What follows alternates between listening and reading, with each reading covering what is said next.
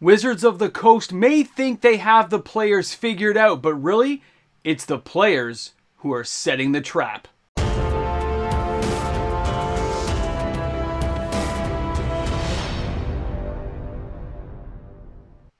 They laid the trap, they've set the bait, and now it's a waiting game.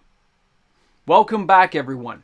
MTG Moxman here. Thanks again for hanging out with me on my channel today. A shout out and thank you to everyone out there who has been turning on their notification bell, watching the videos every day, and of course subscribing to the channel. Thanks again to each and every one of you, and of course my regular viewers out there.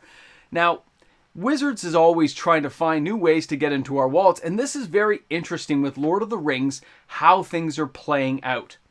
When they gave us the original set and the designs, everything was pretty good. It was pretty exciting on that Twitch stream. They really did get the hype going, the FOMO. Everything's playing out very nicely. And they really tried to seal the deal by giving us those box topper cards.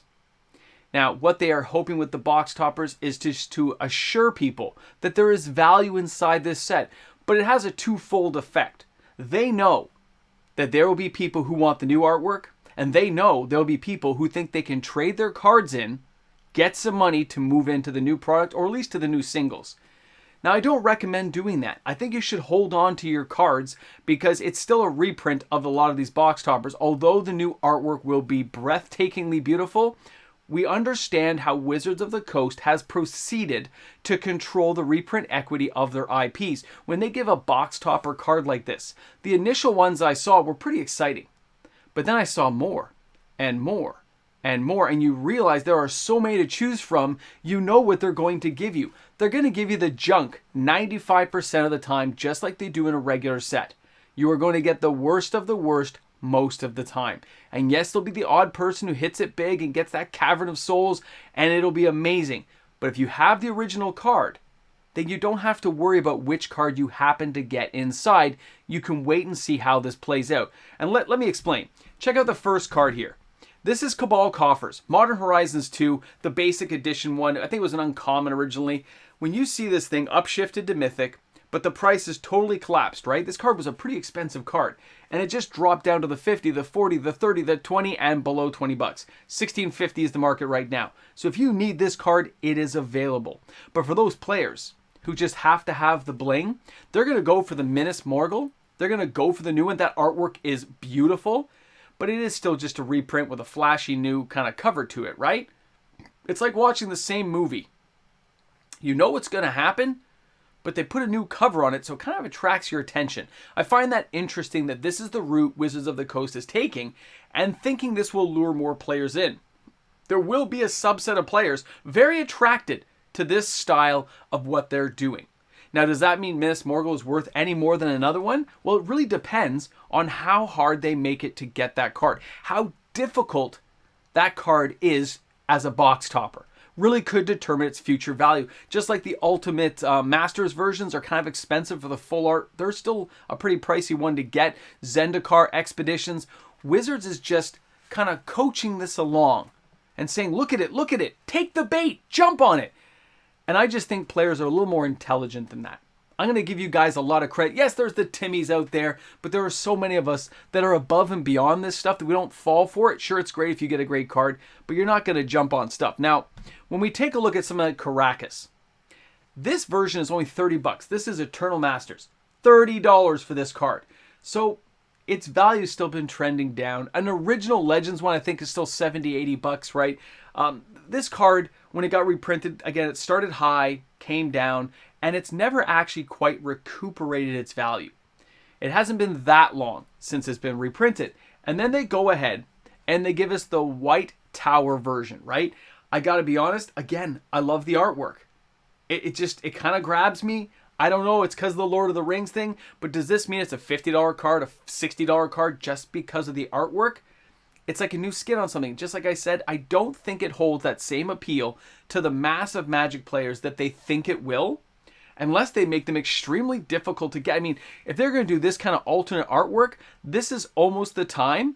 I would say they probably should have gone ahead and given us serialized cards, right? This is that moment where they should have given us something a little bit more spicy, and I don't think they've done that, okay? I don't think they've gone that route. I think what they've done instead is giving us what they think we want to see, what their marketing teams have told them. Whereas in the past, we may have gone for that and taken the lure, taken the bait and jumped on it and said, this card's valuable. We know now it's just a rehash of a reskin. And that kind of flash in the pan attitude isn't really going to grab us the way it used to. Now here's the pillar. This card's $1, okay? And they thought this card was worth giving us an upshifted mythic version of the Inn of the Prancing Pony. Now, I'm not going to say the artwork's horrible. It kind of reminds me of like homes I've seen. It's kind of pretty and very idyllic, right? But I look at that and I say it's still just a pillar. So it's really no different. It's worth about $1. Okay? The artwork, how far can that artwork carry what the card does? How much can we alter what the card really is based on the artwork? It's still the same card. So anyone who needs that basic version for $1, they're just going to buy the dollar version. If you really think they're going to pay 30, 40 bucks for that card, and yes, I know, guys, there's going to be people who pay it. There's always the fear of missing out. There's always those players who have to be the first to have it. But it's still just a refaced card. When you think about the money they may charge for that card on the secondary market, there's got to be better options out there, and there are better cards you probably should be looking at. This is what I mean. If you take a look here, this is Tolarian Academy. Now, it's banned in most formats, I understand. This Urza Saga card is an epic, amazing card, and if it wasn't banned, this thing would be thousands of dollars, okay? It'd be better than the Cradle. When you look at the card now at a market price of 127 bucks, when we take a closer look at the card and you say, oh my god, add 1 blue to your mana pool for each artifact you control, I understand in some terms it looks broken, but it's just a rehash of a lot of the other cards already made, like Sarah's Sanctum that does enchantments, or Gaia's Cradle that does lands. I'm not sure why it's banned anymore. With all the new options available for blowing up lands and stuff, this stuff always kind of bothers me because I don't think they're up to date on what they think can happen. All kinds of commander decks are broken. This doesn't make it any more or worse for me as a player playing the game.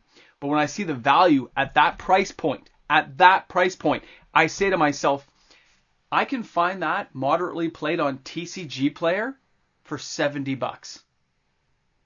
And if you think some of those other new cool looking lands, they do look beautiful, but am I going to pay that much for that when I could go for a good reserve list land or another land that is equally as valuable but isn't coming back?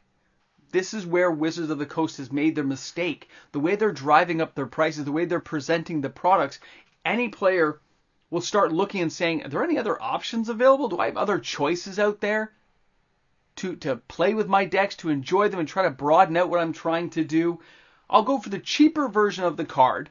I'll buy the cheap version, take that extra money, and look what you can do with it. Look at the options available. Here's Kjeldoran Outpost. They gave us a new card, a new skin on Castle Ardendael. Why would I buy that card, although it looks beautiful?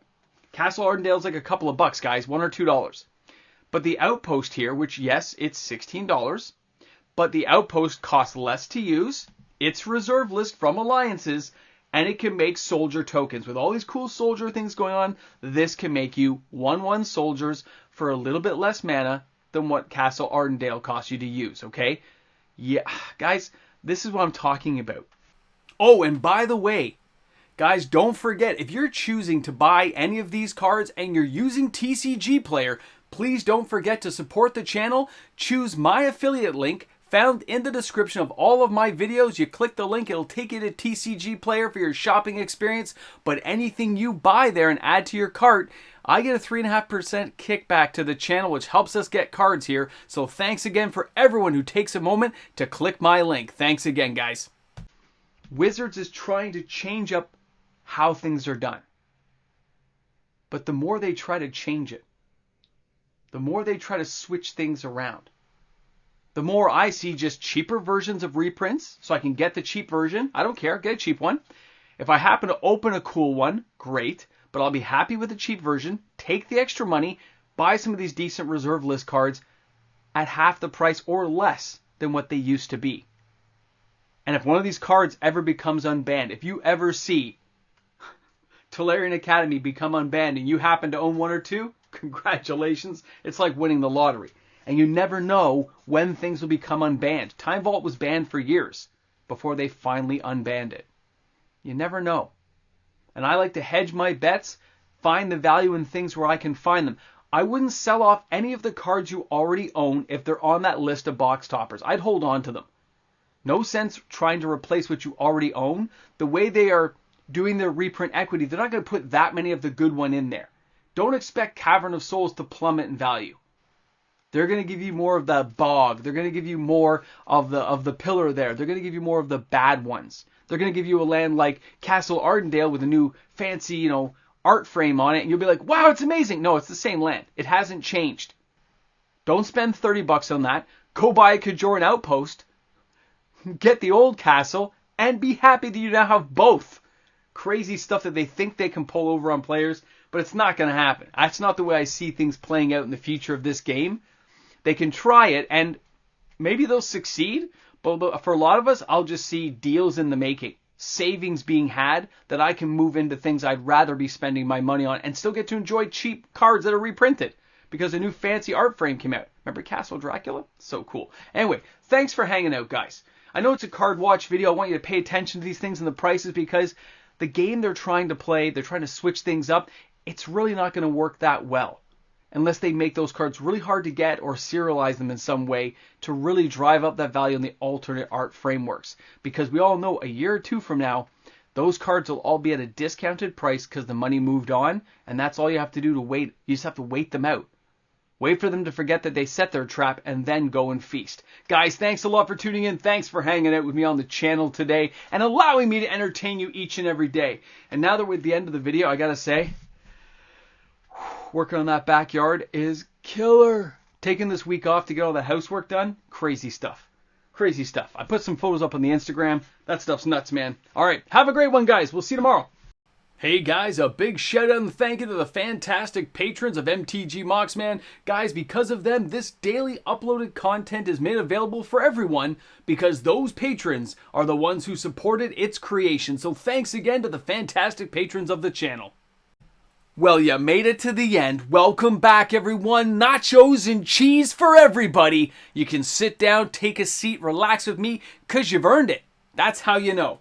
Hope everyone's having an awesome day today. I know I am. House is looking pretty good outside. I got the yard really going. I put those photos on Instagram. We have a decent Balrog to talk about as soon as they give me a decent image. I mean, everything's coming up pretty good right now except for those card prices. And I hope people aren't going to be too disappointed with those box toppers. I'm telling you, there are cards people should be paying attention to. I'm putting them out there, so we'll see how things get affected.